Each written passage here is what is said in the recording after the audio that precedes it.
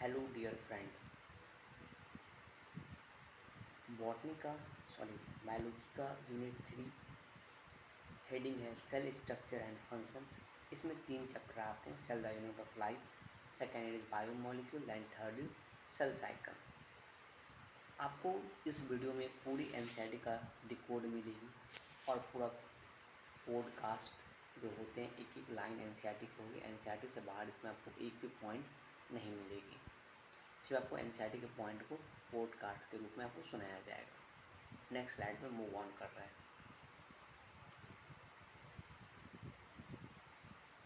The next slide is overview of the cell the unit of life. Cell the unit of life में आपको क्या क्या चीज़ें पढ़नी है। पहला आपको पढ़ने हैं इंट्रोडक्शन इस चैप्टर के बारे में। Then second one is what is a cell, then cell theory, then overview of a cell. फिर देन 2 पार्ट इसमें आती है।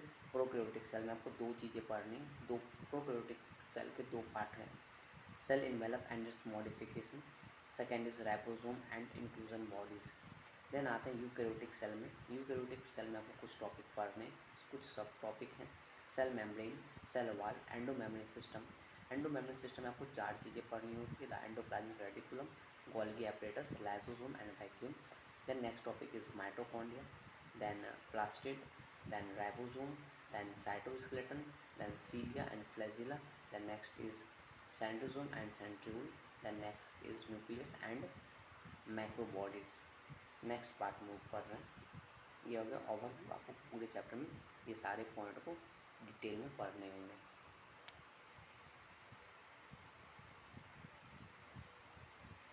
नेक्स्ट इज स्टार्ट कर रहे इंट्रोडक्शन से, cell structure and function. Point wise सुनते जाइए। Biology is a study of living organism. Biology हम लोग लिविंग ऑर्गेनिज्म का स्टडी करते हैं। The detail description of their form and appearance only brought out their diversity. फिर in this the cell theory and images the unity underlining the diversity of form, the cellular organization of all life form. Then next point is a description of cell structure and cell group by division given in the chapter comprising this unit. Next point is the cell theory also create a sense of mystery around living phenomena, that is physiological and physiological process. Then next point is the ministry was the requirement of integrating of cellular organization for living phenomena to be demonstrated or observed. Then next point is in study and understanding the physiological and physical process, one can take a physiochemical approach and use cell-free system in investigated. Then next point is this approach enables us to describe the various processes in molecular terms. Then next point is the approach stabilizes by analysis of living tissue of food element and compound. The next point is it will tell us what type of organic compound present in living organism. Living organism में किस प्रकार के organic compound present होते हैं. Then next point is in the next stage one can ask the question what are the compound doing inside the cell. Cell के अंदर जो compound होते हैं उसका क्या फंक्शन है, वो क्या करते हैं. The next point is and in what way the carrying out cross physiological process like digestion, excretion and memories and defense, recognition, etc. The next point is in other word we answer the question what is the molecular basis of all physiological process. Then next point is in also explain the abnormal process that occur and diseased condition. Next point is the physiochemical approach to study and understand living organism is called reductionist biology. The next point is the concept and technique of physics and chemistry are applied to understand biology. In chapter 9 of this unit a brief description of biomolecule is provided. Biomolecule का आपको second chapter provide किया जाएगा. Then जब आप chapter को page turn करोगे वहाँ पे साइंटिस्ट के बारे में दी गई है। साइंटिस्ट के बारे में आपको पॉइंट में कन्वर्ट कर देता हूँ, एक्सप्लेन कर देता हूँ। GN Ramachandran, an outstanding figure in the field of protein structure, was founder of Madras School of Conformational Analysis of Biopolymer.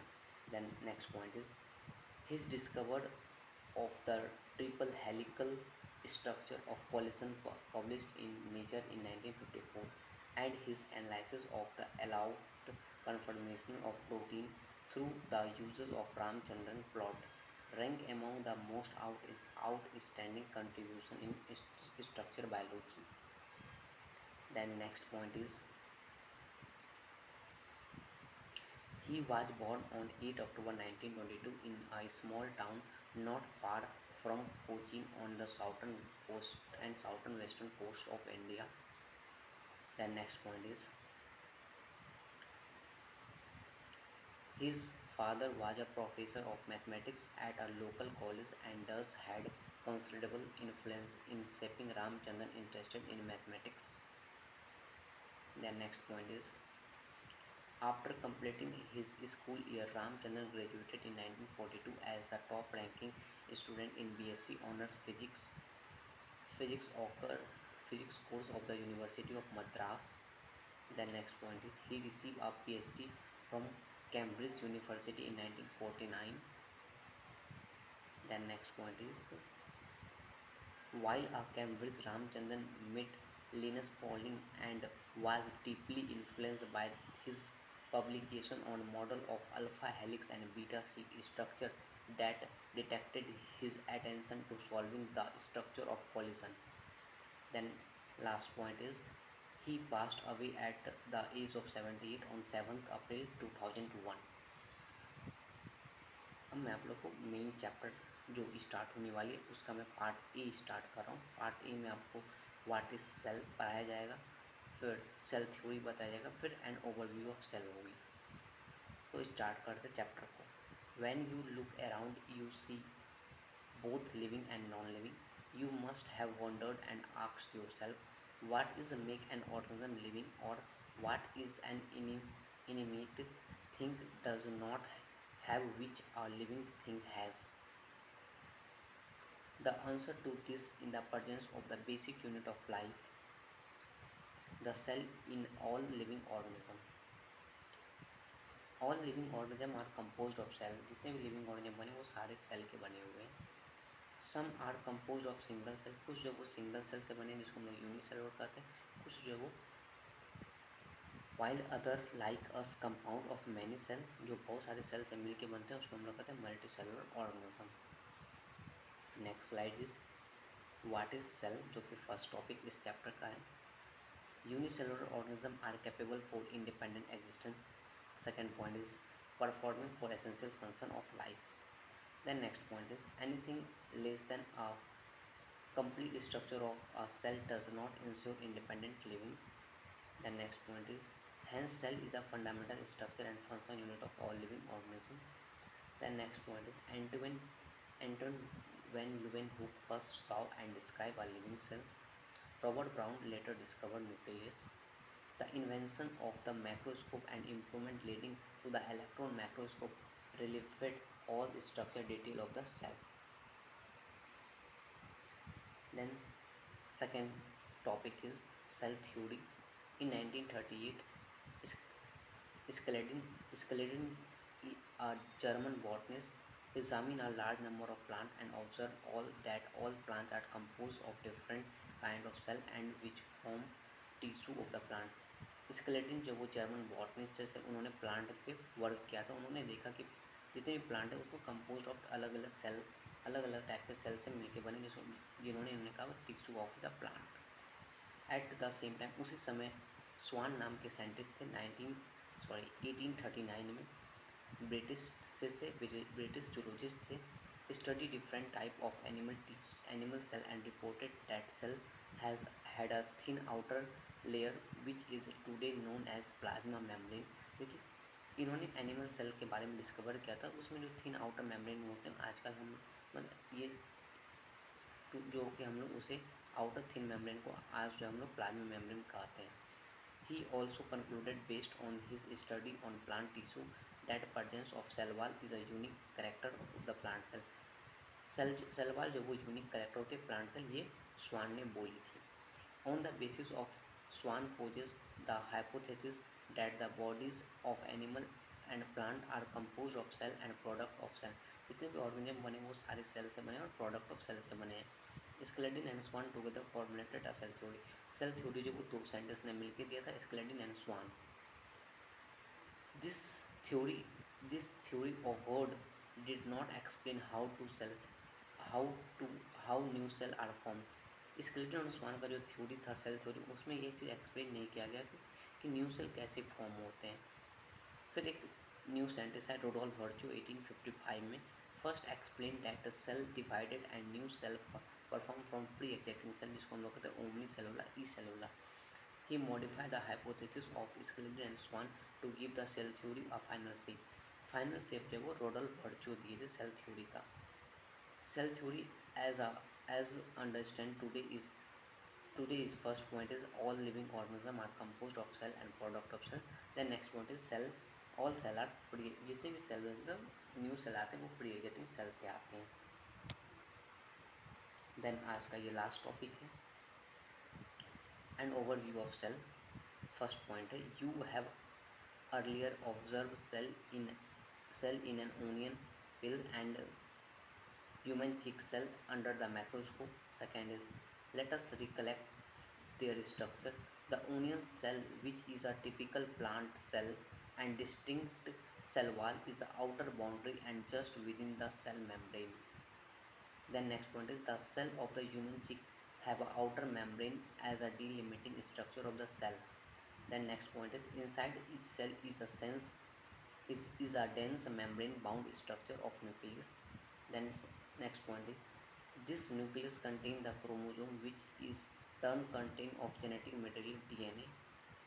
The next point is, the cell that have membrane bound nucleus are called eukaryotic. जिसमें membrane bound nucleus होता है उसको कहते हैं eukaryotic. जिसमें membrane bound nucleus नहीं होता उसको कहते हैं हम लोग prokaryotic. In both prokaryotic and eukaryotic semi fluid matrix called cytoplasm occupy the volume of the cell. दोनों प्रोकैरियोटिक सेल को एंड यूकैरियोटिक सेल को उसमें सेमी फ्लूइड मैट्रिक्स होते हैं जिसको हम लोग कहते हैं साइटोप्लाज्म, क्योंकि वॉल्यूम सेल का साइज को वो चीज़ डिपेंड करती है. The cytoplasm is a main arena of cellular activity in both plant cell and animal cell. Cytoplasm जो वो दोनों के लिए दोनों में होते हैं, प्लांट सेल और एनिमल सेल के लिए. Various chemical reaction occur in keep the living state. Living state में बहुत सारे केमिकल रिएक्शन होते रहते हैं. Then next point is, beside the nucleus the eukaryotic cell that have outer membrane bound distinct structure called organelle. जिसमें outer membrane bound structure होता है उसका कहते हैं हम लोग ऑर्गेनल्स. लाइक जैसे ER हो गए, endoplasmic reticulum, Golgi complex, lysosome, mitochondria, microbodies and vacuole, ये सब.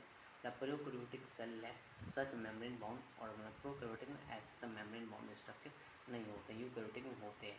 राइबोसोम जो वो नॉन मेम्ब्रेन बाउंड स्ट्रक्चर है, फाउंड इन ऑल्सो. राइबोसोम जो वो दोनों में प्रेजेंट होता है, प्रोकैरियोटिक में भी और यूकैरियोटिक में भी. Within the cell membrane are found not only in the cytoplasm but within the two organelles cytoplasm, chloroplast in plant cell and macrobodies and on rough ER. Animal cell जो वो contain करता है non membranal bound organ जिसको हम लोग कहते हैं साइटोसोम, जो कि वो हेल्प करता है सेल डिवीज़न में. सेल जो वो डिफर करता है साइज में, शेप में एंड एक्टिविटी में, मतलब उसका फंक्शन में. फिगर आपको नेक्स्ट स्लाइड में दिखाया जाएगा. जैसे कुछ यहाँ पे एग्जांपल दिया गया. Mycoplasm the smallest cell are only 0.3 μm in length, while bacteria could 3 to 5 μm. The largest isolated single cell is the egg of an ostrich. The next one is, among multicellular organism human blood cell का जो diameter होता है वो 0.7.0 μm होती है. फिर nerve cell are some of the longest cell are also vary greatly in their shape. They may be discs like polygonal, columnar and cuboid like thread like and even irregular. The shape of the cell may vary within the function they perform. Shape जो है वो cell का उसके उसके function के according होती है. Then next slide में जैसे कि बोला कि आप लोग को डायग्राम बताया जाएगा, उसमें डायग्राम यहाँ पे देखिए. एनसीईआरटी में भी ये डायग्राम दी गई है. Red blood cell round and biconcave होते हैं. वाइट ब्लड सेल एमोइड होते हैं. ये जो फिगर थी कोलमनार एपिथेलियम वो लॉन्ग एंड नैरो होती है. Nerve cell branch and long होती है. Then last one is tracheid का इलोंगेटेड होती है और मीजोफिल सेल का राउंड एंड ओवल होती है. Next is thank you. यहीं तक आप लोग का पार्ट ए था. इसको आप सुनिए. पॉडकास्ट के रूप में दी गई है. पीडीएफ के लिए आप मेरा टेलीग्राम ज्वाइन कर सकते हैं. कोई भी डाउट या कमेंट जो भी जैसा आप लोग को लगे आप लोग कमेंट कर सकते हैं. फिर नेक्स्ट मिलते हैं फिर नेक्स्ट पार्ट में. Thank you.